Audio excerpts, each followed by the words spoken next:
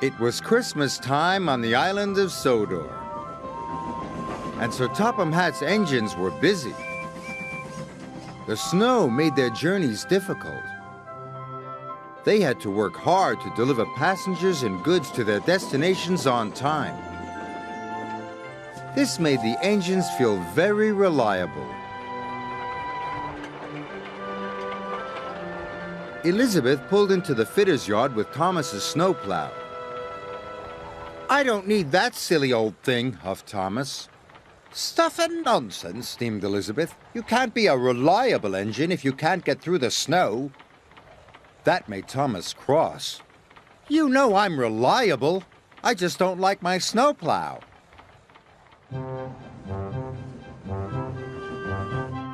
"Elizabeth is rude," Thomas chuffed. "And this snowplow makes my buffers ache."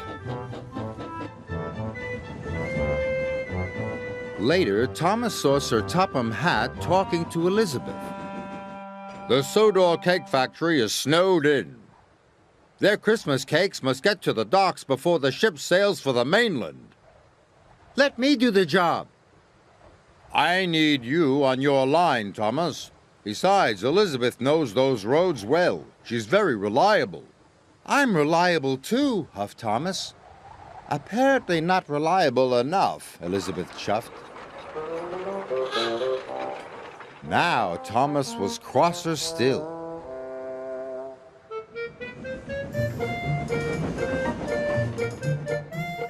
The snow was heavy, but Thomas arrived at every station right on time. Elizabeth was struggling to stay on the road. Her wheels did not like the slippery ice at all. When Thomas arrived at the docks to pick up Terence, he was surprised that Elizabeth had not returned.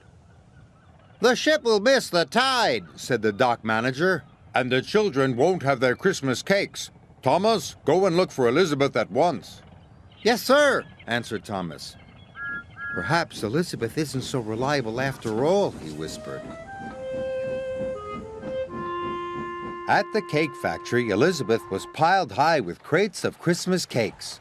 "Sir Topham Hatt's counting on me. I mustn't be late."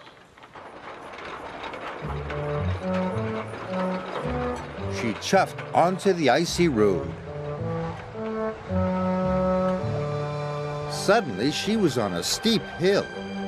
Her driver applied the brakes. Elizabeth slid out of control into a deep snowdrift. Poor Elizabeth. Thomas and Terence puffed through the swirling snow. They couldn't see Elizabeth anywhere. Soon they spotted her driver. He was standing by the level crossing. "Elizabeth is stuck under the snow," her driver explained. "I need help to dig her out." Terence rescued her in no time. "We will have to hurry," said Thomas. "It wasn't your fault, Elizabeth. It's the slippery roads." Elizabeth felt much better.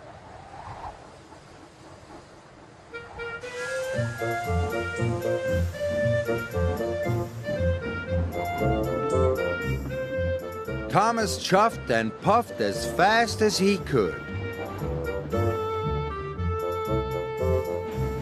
They reached the docks just in time. Sir Topham Hatt was delighted to see the bakery crates and that Elizabeth was safe and well. "We'll get you unloaded immediately." "Now the children will have their Christmas cakes," said Thomas. "Well done," said Sir Topham Hatt. "Oh, thank you, Thomas," said Elizabeth. "You and I are both reliable." Thomas agreed.